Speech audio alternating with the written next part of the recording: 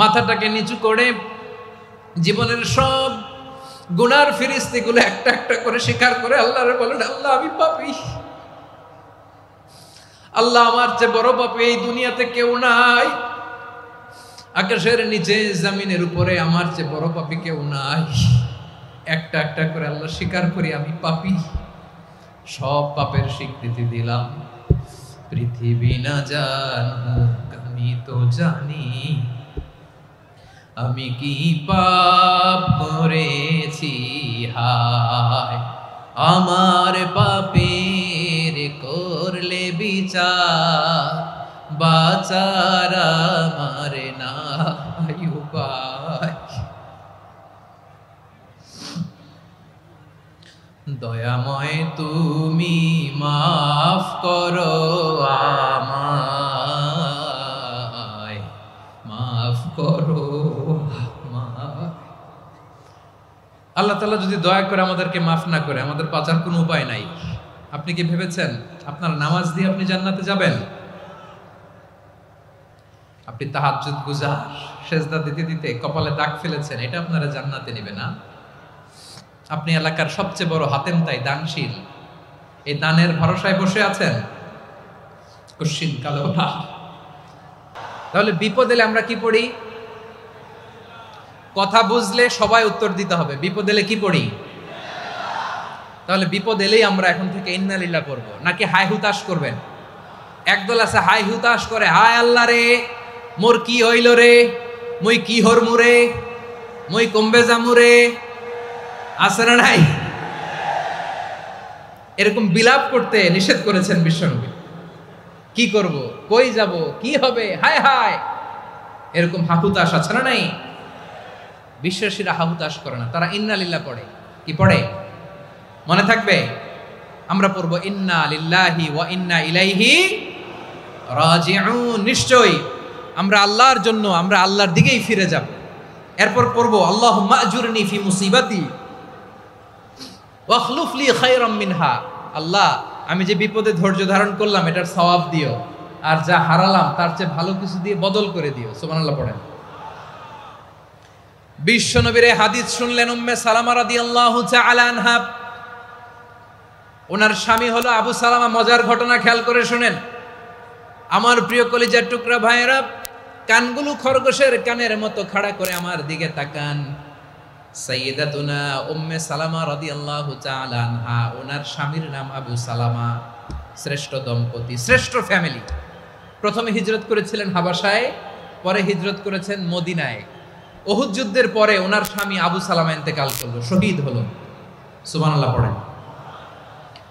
যখন আবু সালামা ইন্তেকাল করলো, উম্মে সালামা রাদিয়াল্লাহু তাআলা আনহা কেঁদে কেঁদে হয়রান। আর নবীর শিখানো বাণী অনুযায়ী তিনি বারবার পড়ছিলেন ইন্না লিল্লাহ। কি পড়ছিলেন?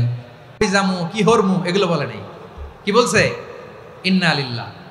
যেহেতু বিশ্বনবী বলেছেন কেউ যদি বিপদের প্রথম ধাক্কায় পড়ে ইন্না লিল্লাহি ওয়া ইন্না ইলাইহি রাজিউন, আল্লাহুম্মা আজুরনি ফি মুসিবাতি ওয়াখলুফ লি খায়রাম মিনহা, তাহলে এই বিপদে যে সে যা হারালো তার চেয়ে শ্রেষ্ঠ কিছু দিয়ে আল্লাহ তার বদল দিয়ে দিবে।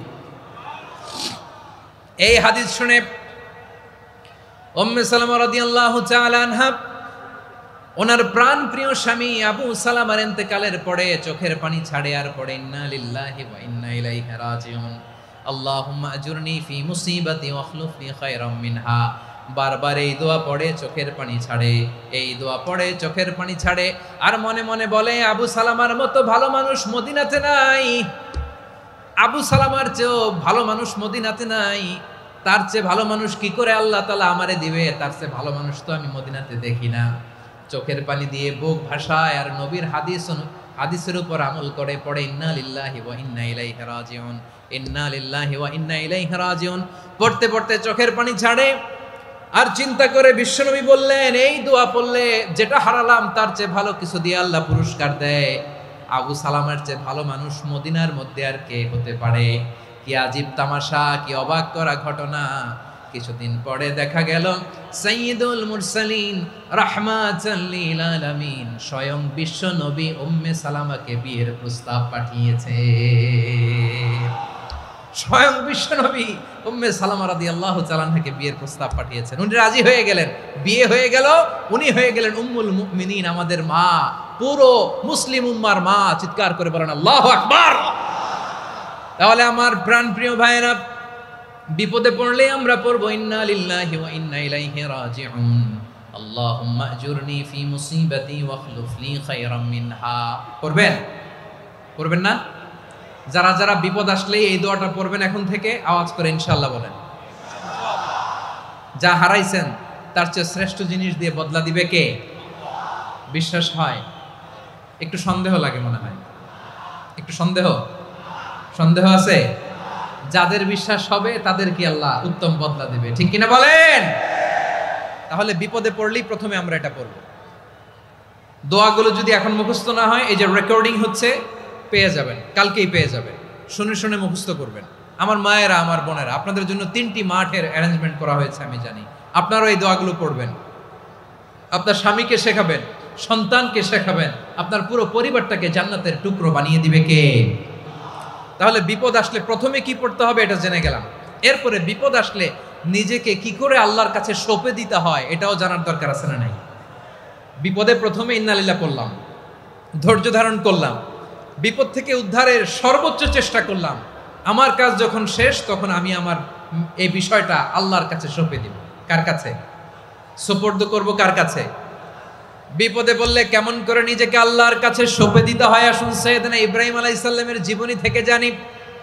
আল্লাহর খলিল ইব্রাহিম আলাইহিস সালাম আমাদের মতো সমাজ ব্যবস্থা পায় নাই।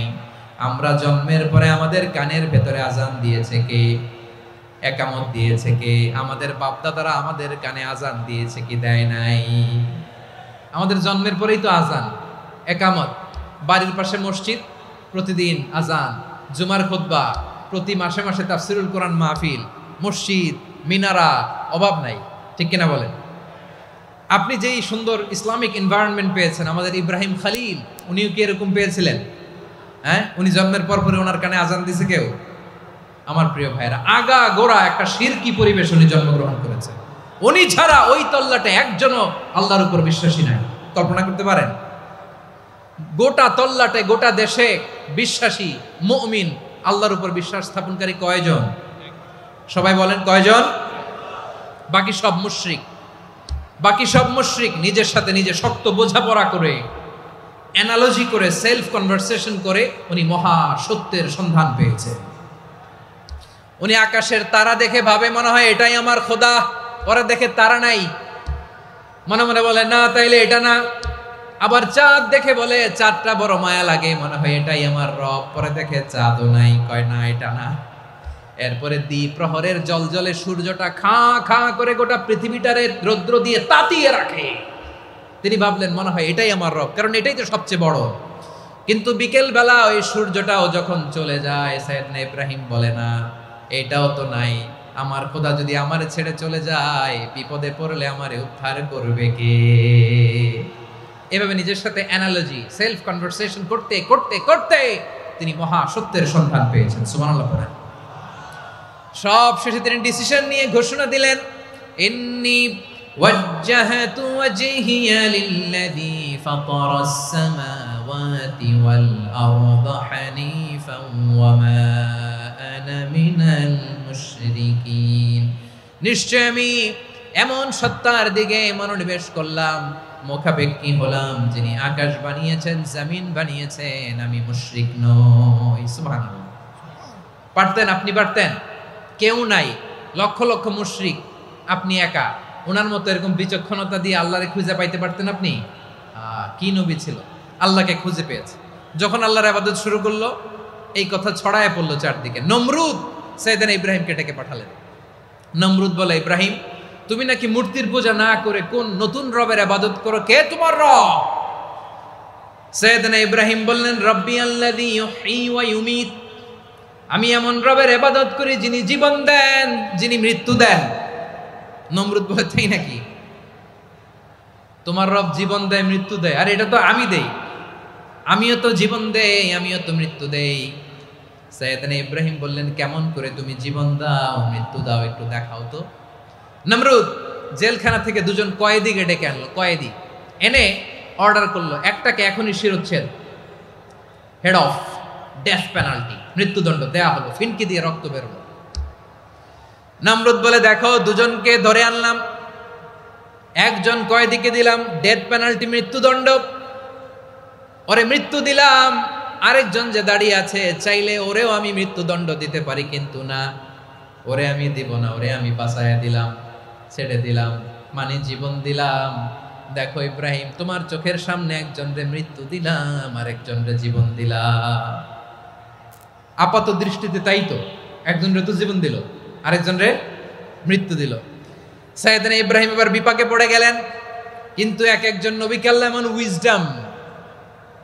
এমন উইজডম বিচক্ষণতা দিয়ে এই জমিনে পাঠিয়েছেন, মুহূর্তের মধ্যে আল্লাহর খলিল ইব্রাহিম বললেন ফাইন্নাল্লাহা ইয়াতি বিশ-শামসি মিনাল মাশরিকি ফাতি বিহা মিনাল মাগরিব ফাবুহিতাল্লাযী কাফার।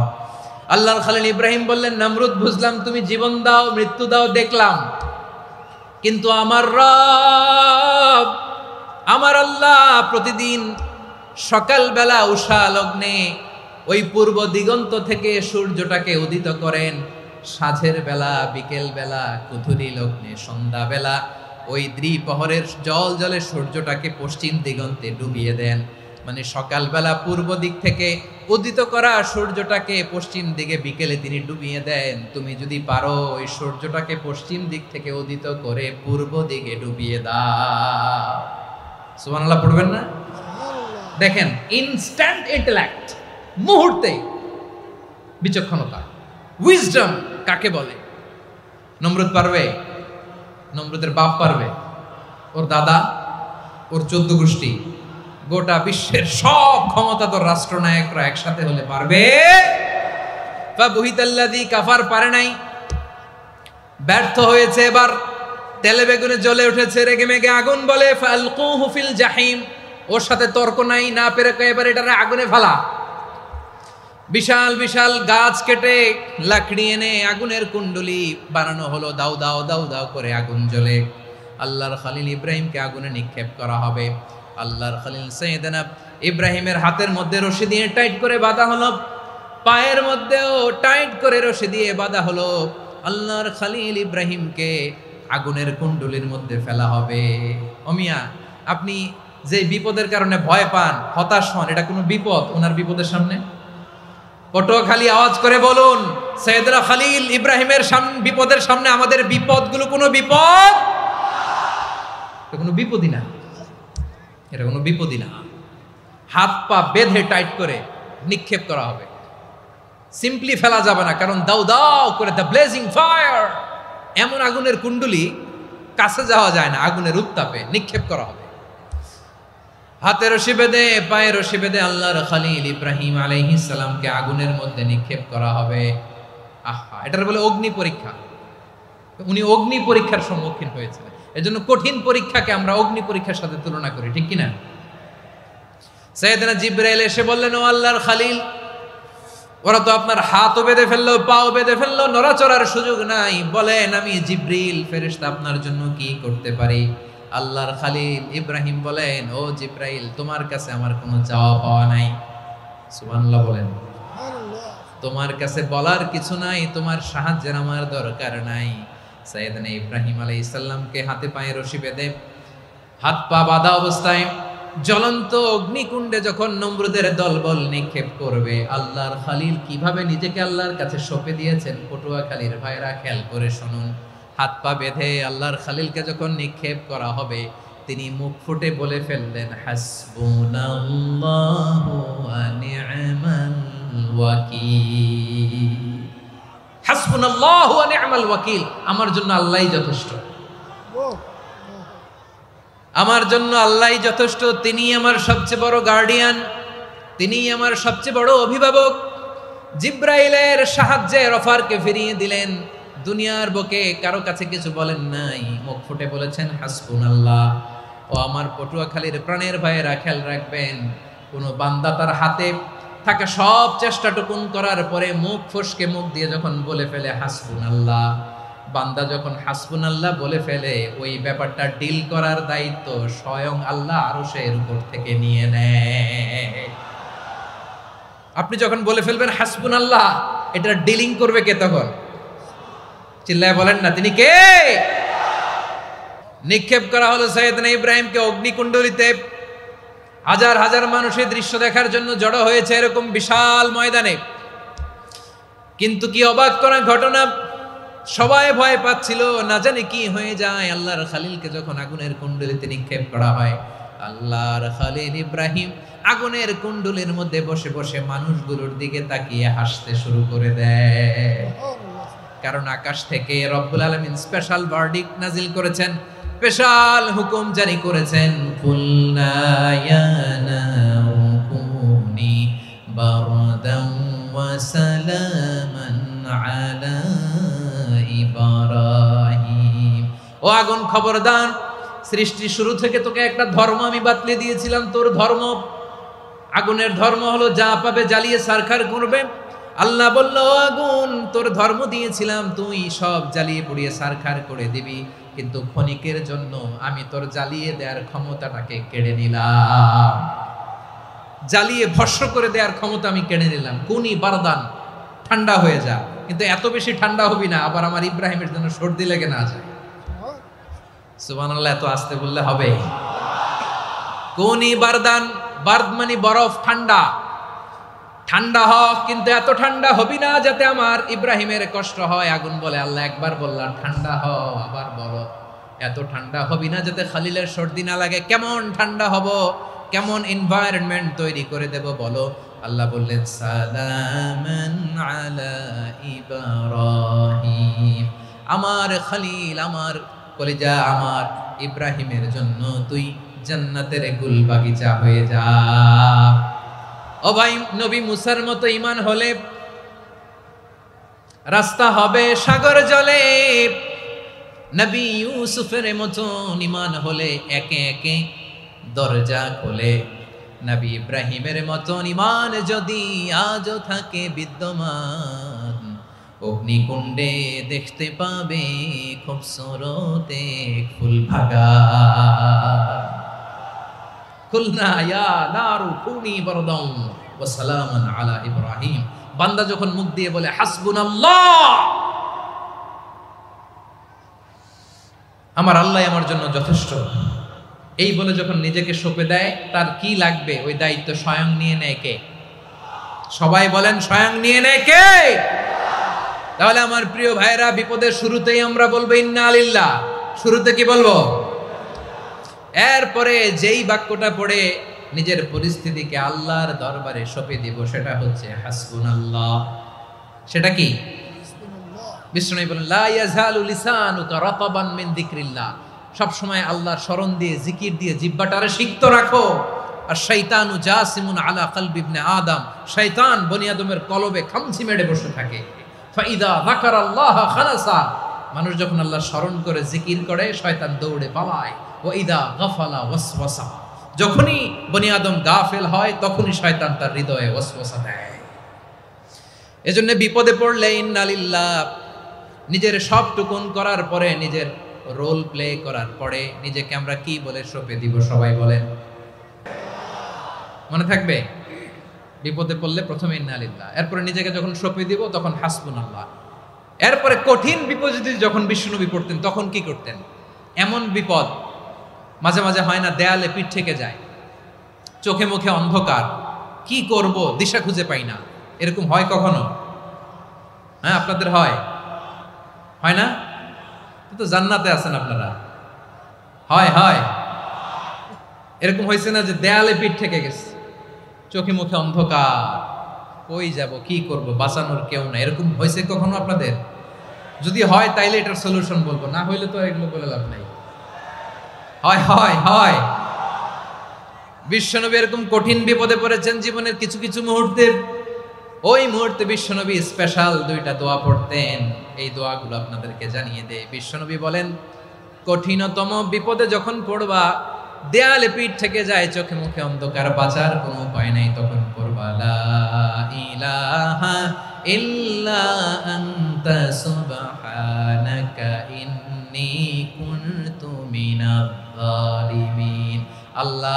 তুমি ছাড়া কোনো ইলাহ নাই, তুমি পবিত্র, নিশ্চয় আমি জালিমদের অন্তর্ভুক্ত। সুবহানাল্লাহ বলেন। কেউ না জানলেও জানে কে আমার পাপের ঘটনা? পৃথিবী না জানুক আমি তো জানি, আমি কি পাপ করেছি হায়। ও আমার কলিজার টুকরা ভাইয়েরা, আমাদের নামাজ, আমাদের রোজা, আমাদের ইবাদত, এগুলোকে মিজানের পাল্লায় উঠালে কোনো ওজনই হবে না। তবে আমাদের একটা কৌশল জানা আছে, আমরা আল্লাহর রহমতের ভিখারি। আমরা সেদিন আগেই গুনার স্বীকৃতি দিয়ে দেব। আমরা বলবো, আল্লাহ তুমি প্রশ্ন করার আগে তোমার একটা কথা বলি, আমারে কিছু জিজ্ঞেস করো না, আমি সব করেছি। এমন কোন পাপ নাই যে পাপ আমারে দিয়ে হয় নাই। তোমার রহমত দিয়ে তুমি জান্নাতে পাঠাবা, তোমার দয়ায় জান্নাতে যেতে চাই, আমল দিয়ে না। পারবেন বলতে? কিয়ামতের দিন আমরা বলবো, আল্লাহ আমার আমল দিয়ে জান্নাত চাই না, আমি তোমার দয়া দিয়ে জান্নাত চাই। তোমার দয়া ছাড়া আমার কোনো উপায় নাই। কারণ আল্লাহ যদি বিচার করে বাঁচার কারো উপায় নাই। আল্লাহ যদি বলে ফেলেন তুই এটা করলি কেন, ওখানে গেলি কেন, কোরআনে 1000 বার নিষেধ করলাম তারপরেও এই পাপে জড়ালি কেন, এরকম প্রশ্ন ছুড়ে দিলে আমার উত্তর আছে? বাঁচার কোনো উপায় আছে? রোজ হাসরে হে আল্লাহ আমার করোনা বিচার, আল্লাহ করোনা বিচার,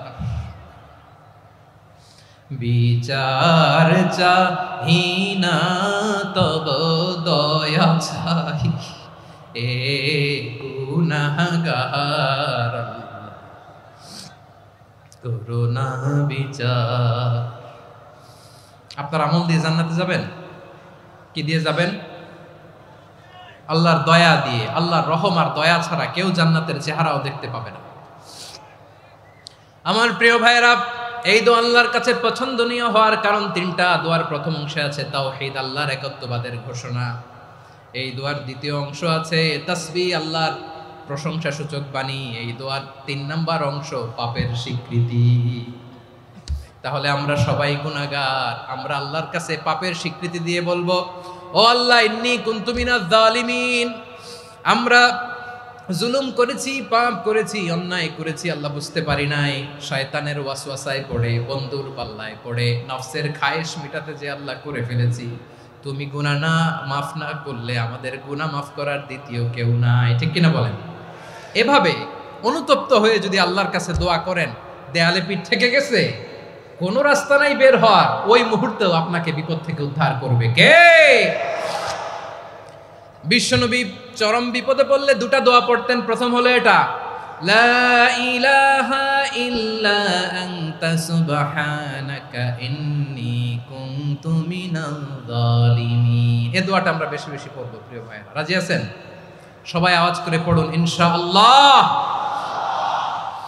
আমার প্রিয় ভাইয়েরা, বিপদে পড়লে বিশ্বনবী আরো একটা দোয়া পড়তেন, লা ইলাহা ইল্লাল্লাহুল আযীমুল হালিম, লা ইলাহা ইল্লাল্লাহু রাব্বুল আরশিল আযীম, লা ইলাহা ইল্লাল্লাহু রাব্বুস সামাওয়াতি ওয়াল আরদি ওয়া রাব্বুল আরশিল কারীম।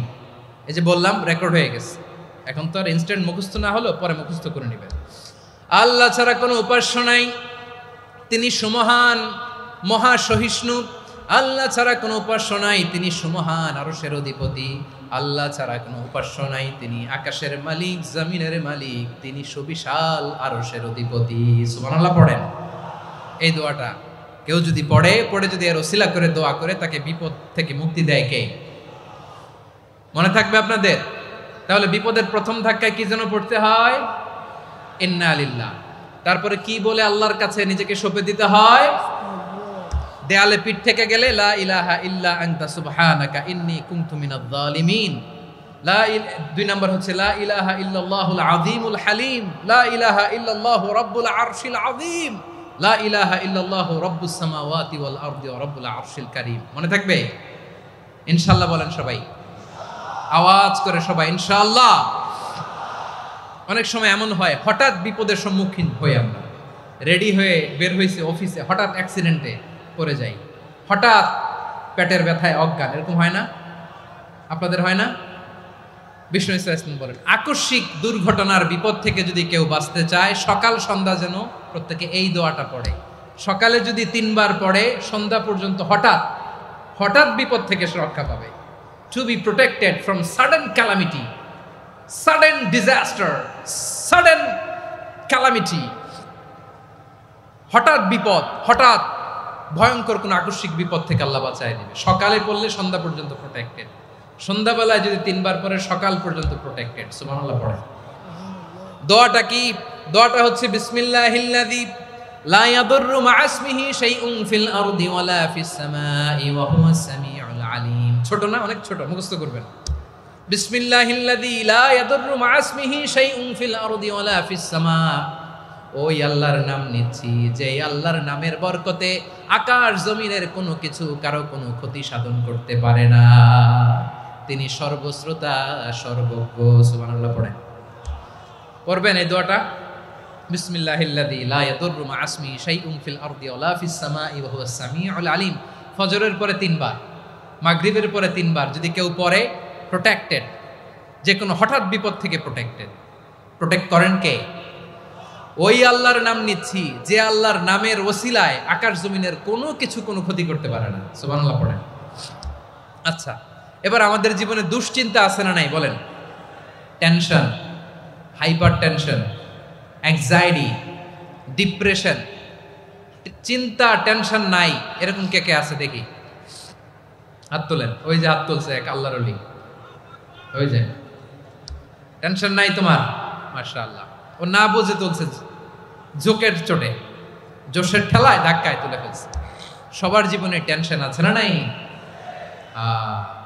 এই দুশ্চিন্তা, পেরেশানি, মারাত্মক পেরেশানি থেকে মুক্তি পাওয়ার জন্য বিষ্ণু ইসলাম 2টো দোয়া পড়তেন। কয়টা? অনেকগুলো পড়তেন। স্পেশাল 2টো দোয়া আজকে আপনাদের শিখায় যাব। শুনবেন না? কষ্ট হচ্ছে? সংক্ষিপ্ত মুনাজাত দিয়ে দেই। ওরে আল্লাহ, আমি তো 9:30 ক্রস করে ফেলছি মাসুদ ভাই, খেয়াল করে নেই। আরো কয়েক মিনিট? ঠিক আছে, ঠিক আছে। পেরেশানিতে পড়লে, টেনশনে পড়লে এই দোয়াটা, প্রিয় ভাইরা, বিষ্ণু ইসলাম যখন খুব বিপদে পড়তেন, দুশ্চিন্তা ওনাকে ঘিরে ধরতো, উনি পড়তেন ইয়া হাইয়ু ইয়া কাইয়ুম বিরহমাতিকা আস্তাগীথ, ইয়া হাইয়ু ইয়া কাইয়ুম বিরহমাতিকা আস্তাগীথ, ইয়া হাইয়ু ইয়া কাইয়ুম, হে শাশ্বত অবিনশ্বর, হে চিরঞ্জীব, বিরহমাতিকা আস্তাগীথ, তোমার রহমতের উসিলায় তোমার কাছে ফরিয়াদ করি। এটা পড়তেন। আবার আরেক বর্ণনায় এসেছে ইয়া হাইয়ু ইয়া কাইয়ুম বিরহমাতিকা আস্তাগীথ আসলিহ লি শা'নি কুল্লাহু ওয়ালা তাকিলনি ইলা নাফসি তারফাতা আইন। আসলিহ লি শা'নি কুল্লাহ, আল্লাহ আমার সবকিছু আপনি সেটেল করে দেন। আমাদের সব ঝামেলা সেটেল করে দিতে পারে কে? আমরা তো সেটেলমেন্টের জন্য এসপি সাহেবের কাছে যাই, ডিসি সাহেবের কাছে যাই, অমুক ভাইয়ের কাছে যাই, তমুক ভাইয়ের কাছে যাই। এই দোয়া পড়লে আরশের উপর থেকে আপনার ম্যাটার সেটেল করে দিবে কে? তাহলে পড়বেন ইয়া হাইয়ু, হে চিরঞ্জীব। হাইয়ু মানে চিরঞ্জীব, যিনি চিরকাল বেঁচে থাকবেন, মরবেন না। আল্লাহ মরবেন? তার কোনো লয় আছে? ক্ষয় আছে? সূরা রহমানে আল্লাহ বললেন কুল্লু মান আলাইহা ফানি ওয়া ইয়াবকা ওয়াজহু রাব্বিকা যুল জালালি ওয়াল ইকরাম ফাবিআইয়ি আলাই রাব্বিকুমা তুকাযিবান। জমিনে যা আছে সব ফান, ভ্যানিশ হয়ে যাবে, নিশ্চিহ্ন হয়ে যাবে, শেষ হয়ে যাবে, সব বিলুপ্ত হয়ে যাবে, একজন ছাড়া। জোরে বলেন তিনি কে? ইয়া হাইয়ু। আমার সাথে আওয়াজ করে পড়েন ইয়া হাইয়ু ইয়া কাইয়ুম ইয়া হাইয়ু ইয়া কাইয়ুম বিরহমাতিকা আস্তাগীথ আসলিহ লি শা'নি কুল্লা ওয়ালা তাকিলনি ইলা নাফসি তারফাতা আইন। এভাবে দোয়া করলে আপনাকে বিপদ মুক্ত করবে কে? এই দোয়াটা কেন পছন্দ আল্লাহর কাছে? কারণ এখানে আল্লাহর 2টা সুন্দর নাম আছে, গুণবাচক নাম, আল হাই, আল কাইয়ুম। এই 2টো নাম আছে এখানে। আবার এই 2টা আয়াতুল কুরসির অংশ। আয়াতুল কুরসির শুরু তো এটা আছে না নাই? হ্যাঁ, আছে না নাই? 3 নাম্বার কারণ এটা ইসমে আজম। কোন দোয়াটা ইসমে আজম? যে দোয়া ওসিলায় দোয়া করলে আল্লাহ দোয়া ফেরায় না। অনেকগুলো মত আছে, সবচেয়ে ভ্যালিড মত হচ্ছে এটা, ইয়া হাইয়ু ইয়া কাইয়ুম, এর ওসিলা দিয়ে দোয়া করলে দোয়া কবুল করে কে? 2 নম্বরে বিশ্বনবী মারাত্মক বিপদে পড়লে আরেকটা দোয়া পড়তেন, আল্লাহুম্মা ইন্নী আবদুক। আগে দোয়াটা পড়ি, শুনেন। আল্লাহুম্মা ইন্নী আবদুক ওয়া ইবনু আবদিক ওয়া ইবনু আমাতিক নাসিয়াতি বিয়াদিক মাদিন ফিয়া হুকমুক আদলুন ফিয়া কাদাউক আসআলুকা বিকুল্লি ইসমিন হুয়া লাক সাম্মাইতা বিহি নাফসাক আও আনসালতাহু ফি কিতাবিক আও আল্লামতাহু আহাদাম মিন খালকিক আও ইস্তা'সারতা বিহি ফি ইলমিল গায়বি ইনদাক আন তাজআলাল কুরআনা রাবিআ কলবি ওয়া নূরা সাদরি ওয়া জালাআ হুজনি ওয়া যাহাবা হাম্মি। সুবহানাল্লাহ পড়েন। বিশ্বনবী বলতেন, আল্লাহুম্মা ইন্নী আবদুক, ও আল্লাহ আমি আপনার গোলাম, ওয়া ইবনু আবদিক, গোলামের ঘরের গোলাম, ওয়া ইবনু আমাতিক, বাদীর ঘরের গোলাম। মানে আল্লাহ আমি আপনার গোলাম, আমার বাবা আব্দুল্লাহ ছিল আপনার গোলাম, আমার মা আমিনা ছিল আপনার বাদী। মানে আমরা গোলাম বংশের, সব গোলাম। নিজের এর চেয়ে আর ছোট করে আল্লাহর কাছে উপস্থাপন করা যায় আমার ভাইরা? কথা কি বুঝতেছেন? নিজেকে এর চাইতে ছোট, নগণ্য আর তুচ্ছ করে আল্লাহর সাথে প্রেজেন্ট করা যায়? বিশ্বনবী বললেন, ও আল্লাহ আমি আপনার গোলাম, গোলামের ঘরের গোলাম, দাসীর ঘরের গোলাম, নাসিয়াতি বিয়াদিক, আমার মাথার চুলের ছুটি আপনার হাতের মুঠোয়, আপনি ডানে টান দিলে আমি ডানে যেতে বাধ্য, আপনি বাঁয়ে টান দিলে বাঁয়ে যেতে বাধ্য। সুবহানাল্লাহ বলেন। পিছনে 2-1 ভাই দাঁড়ালেন কেন? হ্যাঁ, বসুন। জায়গা চেঞ্জ করতেছে, সেই দুপুর থেকে বসে আছে আমি জানি। মাশাআল্লাহ, কেউ 2-1 বেরিয়েছে, গ্যাপ পূরণ করতেছে। মাশাআল্লাহ। পড়েন সুবহানাল্লাহ আলহামদুলিল্লাহ লা ইলাহা ইল্লাল্লাহু মুহাম্মাদুর রাসূলুল্লাহ সাল্লাল্লাহু আলাইহি ওয়াসাল্লাম। বিশ্বনবী বললেন, আল্লাহ আমার মাথার চুলের ঝুঁটি আপনার হাতের মুঠোয়। আচ্ছা, এইভাবে কাকে ধরা হয়? যে খুব ছোট, ঠিক কি না? নিজেকে কত ছোট করলেন বিশ্বনবী। ও আল্লাহ আমার মাথার চুলের ঝুঁটি আপনার হাতের মুঠোয়, আপনি ডানে টানলে আমি ডানে যাব, বাঁয়ে টানলে বাঁয়ে যাব। আল্লাহ আসআলুকা বিকুল্লি ইসমিন হুয়া লাক নাসিয়াতি বিয়াদিক মাদিন ফিয়া হুকমুক, আপনার নির্দেশ আমার উপর কার্যকর হবেই হবে। আদলুন ফিয়া কাদাউক, আপনার ফয়সালা, যেই ফয়সালাই আপনি আমার জন্য করেন এটাই ইনসাফ। সুবহানাল্লাহ বলেন। আমরা আল্লাহর ফয়সালায় সন্তুষ্ট হতে চাই না। কত কমপ্লেইন, আল্লাহ তুমি এটা দিলা না, ওইটা পাইলাম না, ওইটা হইল না রে, এরকম অভিযোগ, কমপ্লেইন আমাদের আছে না নাই? আর বিশ্বনবী বলতেন, আদলুন ফিয়া কাদাউক, আল্লাহ আমার জন্য তোমার যেটা ফয়সালা এটাই সবচেয়ে শ্রেষ্ঠ ইনসাফ, এর চেয়ে ইনসাফ আর হতে পারে? এভাবে কায়মান বাক্যে আল্লাহর কাছে বিশ্বনবী দোয়া করতেন।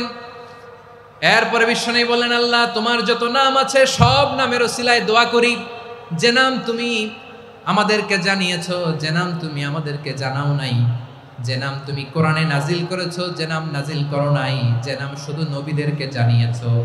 আর আল্লাহর এমন কিছু চমৎকার চমৎকার সুন্দর সুন্দর নাম আছে, এই নামগুলো রব্বুল আলামিন কাউকে জানাবে না। সুবহানাল্লাহ বলেন। আমরা তো 99 নাম জানি, 100 নাম জানি আল্লাহ, কিন্তু আল্লাহর এমনও কিছু নাম আছে যেগুলো আল্লাহ বিশ্বনবীরও জানায় নাই। এগুলো আল্লাহ ইলমুল গায়বে রেখে দিয়েছেন। দোয়ার সময় বলবেন, আল্লাহ তোমার যেই নামগুলো জানি, যেগুলো জানি না, যেগুলো কোরআনে আছে, যেগুলো নাই, যেগুলো নবীরে খাস ভাবে জানাইছো ওগুলোর উসিলায়, যেগুলো কোনোদিন জানাবাও না, তোমার ওই নামের উসিলাও তোমার কাছে চাই। আল্লাহ কোরআনকে আমার হৃদয়ের বসন্ত বানাও, আমার বক্ষের জ্যোতি বানাও, আমার চিন্তা দুশ্চিন্তা তুমি দূর করে দাও। বিশ্বনবী বললেন, এই কালিমাগুলো, এই বাক্যগুলো পড়ে যদি কেউ আল্লাহর কাছে ফরিয়াদ করে, তার হৃদয় থেকে দুশ্চিন্তা কাটিয়ে দিবে কে? পড়বেন, এই দোয়াগুলো পড়বেন। আচ্ছা, সব শেষে বলি, ঋণের বোঝায় যারা জর্জরিত, বিষ্ণু ইসলাম চমৎকার একটা দোয়া শিখিয়েছেন। আমাদের অনেকে ঋণের বোঝায় জর্জরিত, আছে না নাই? এদিকে কেউ আছেন? থাকলে হাত তোলার দরকার নেই, থাকলে এই দোয়াটা পড়বেন। এক সাহাবীর নাম আবু উমামা, নামাজের ওয়াক্ত ছাড়া উনি মসজিদে যেয়ে বসে আছে। বিশ্বনবী বললেন, কি রে আবু উমামা, নামাজের তো ওয়াক্ত হয় নাই, মসজিদে কি? সাহাবী বলে, হুমুমুন লাজিমাতনি ওয়া দুয়ুন, নবী গো ঋণের বোঝায় এমন টেনশনে আছি, ঘরে থাকতে পারলাম না, মসজিদে চলে আসছে। বিশ্বনবী বলেন, আমি কি তোমার এমন একটা দোয়া শিখাবো যেটা পড়লে আল্লাহ তাআলা তোমার ঋণের বোঝা হালকা করে দিবে? আবু উমামা বললেন, ইয়া রাসূলুল্লাহ অবশ্যই শিখাবেন। বিশ্বনবী বললেন, তাহলে তুমি পড়বা, আল্লাহুম্মা ইন্নী আউযু বিকা মিনাল হাম্মি ওয়াল হাযান ওয়া আউযু বিকা মিনাল জুবনি ওয়াল বুখল ওয়া আউযু বিকা মিন গালাবাতিদ দাইনি ওয়া কাহরির রিজাল। ও আল্লাহ, তোমার কাছ থেকে দুশ্চিন্তা থেকে পানাহ চাই, কৃপণতা, ভীরুতা, অলসতা, কার্পণ্যতা, এই সব কিছু থেকে, মানুষের কঠোরতা, আমার উপর মানুষের আধিপত্য এবং ঋণের বোঝা থেকে পানাহ চাই। এই দোয়াটা যখন বিশ্বনবী শিখাই দিলেন, আবু মামা বারবার এই দোয়া পড়ে, আল্লাহুম্মা ইন্নী আউযু বিকা মিনাল হাম্মি ওয়াল হাযান ওয়া আউযু বিকা মিনাল আজজি ওয়াল কাসাল ওয়া আউযু বিকা মিনাল জুবনি ওয়াল বুখল ওয়া আউযু বিকা মিন গালাবাতিদ দাইনি ওয়া কাহরির রিজাল। আবু মামা বলে এই দোয়া আমি পড়তে লাগলাম। কিছুদিন পরে দেখা গেল বিশ্বনবীর শেখানো এই দোয়ার বদৌলতে আল্লাহ তাআলা আমার সব ঋণ পরিশোধের ব্যবস্থা করে দিয়েছেন। পড়বেন। আমার প্রিয় পটুয়াখালীর ভাইয়েরা, বিশ্বনবীর জামাতা সাইয়্যিদিনা আলী রাদিয়াল্লাহু তাআলা আনহুর কাছে এক লোক এসে বলে, হে আলী, ঋণের বোঝায় আমি জর্জরিত, আমার কিছু অর্থ দিয়ে সাহায্য করো। সাইয়্যিদিনা আলী রাদিয়াল্লাহু তাআলা আনহু বললেন, আমি কি তোমারে এমন একটা দোয়া শিখাবো যেটা বিশ্বনবী আমাদের শিখিয়েছেন? এই দোয়া যদি তুমি পড়ো, লাউ কানা আলাইকা মিসলু জাবালিন কাবীরিন দাইনান আদাল্লাহু আনকা, পাহাড় পরিমাণে যদি ঋণের বোঝা হয়, আল্লাহ এটা পরিশোধের ব্যবস্থা করে দিবেন। ছোট্ট একটা দোয়া বিশ্বনবী শিখালেন, বললেন তুমি পড়বা, আল্লাহুম্মা কফিনি বিহালালিকা আন হারামিকা ওয়া আগনিনি বিফাদলিকা আম্মান সিওয়াক। মুখস্থ আছে? হ্যাঁ, আছে। আল্লাহুম্মা কফিনি বিহালালিকা আন হারামিক, আল্লাহ তোমার হালাল দিয়ে আমাকে পরিতুষ্ট করো, হারাম থেকে বাঁচিয়ে রাখো, আর তোমার অনুগ্রহে মানুষের মুখাপেক্ষী যেন আমি না হই, আমি যেন সবসময় তোমার মুখাপেক্ষী হয়, ওই তৌফিক দিও। সুবহানাল্লাহ পড়েন। এই দোয়া বেশি বেশি পড়লে ঋণের বোঝা হালকা করে দিবে কে? তাহলে প্রিয় ভাইয়েরা, বিপদে পড়লেই প্রথমে কি পড়বেন? পটুয়াখালী ভুইলা গেছে। বিপদে পড়লেই প্রথমে ইন্না লিল্লাহ কি বলে নিজেকে আল্লাহর কাছে সঁপে দিতে হয়? হাসবুনাল্লাহ। চরম বিপদে দেয়ালে পিঠ থেকে গেছে, তখন লা ইলাহা ইল্লা আনতা সুবহানাকা ইন্নী কুনতু মিনাজ জালিমিন। এরপরে লা ইলাহা ইল্লাল্লাহুল আযীমুল হালিম, এই দোয়া। আকস্মিক বিপদ, হঠাৎ যেন কোনো বিপদ আমাকে পেয়ে না বসে, এটার জন্য বিসমিল্লাহিল্লাযী লা ইয়াদুররু মা ইসমিহি শাইউন ফিল আরদি ওয়ালা ফিস সামাই ওয়া হুয়াস সামিউল আলিম। সকালে 3 বার, রাতে 3 বার। আর মারাত্মক tension, hyper tension, anxiety, depression থেকে বাঁচার জন্য 2 দোয়া, ইয়া হাইয়্যু ইয়া কাইয়্যুম, ইয়া হাইয়্যু ইয়া কাইয়্যুম, মনে থাকবে? আর আল্লাহুম্মা ইন্নী আবদুক, এই দোয়া। ঋণ থেকে বাঁচার জন্য 2 দোয়া, আল্লাহুম্মা ইন্নী আউযু বিকা মিনাল হাম্মি ওয়াল হাযান, এটা। আর আল্লাহুম্মা কফিনি বিহালালিকা আন হারামিকা ওয়া আগনিনি বিফাদলিকা আম্মান সিওয়াক। আর সব সময় পড়ার জন্য একটা আমল দিয়ে যাই, উঠতে বসতে, অফিসে যাচ্ছেন, অফিস থেকে ফিরতেছেন, বসে আছেন, শুয়ে আছেন, ছোট্ট এক শব্দে আমরা যেন বেশি বেশি পড়ি, আস্তাগফিরুল্লাহ।